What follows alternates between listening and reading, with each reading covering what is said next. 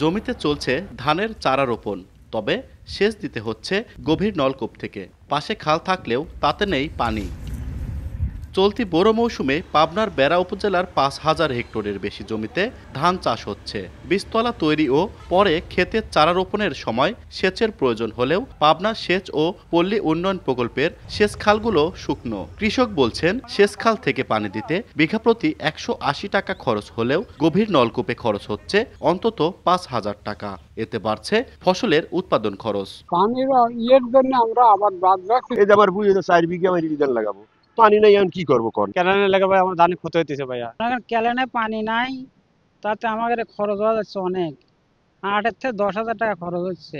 এই ক্যানেলে যদি ঠিক মতো পানি দিত তাহলে আমাদের এই সেচ প্রকল্পে অর্থাৎ আমাদের যে ধানগুলো লাগাইছি এগুলোতে কৃষকরা অনেক খরচ কম হতো।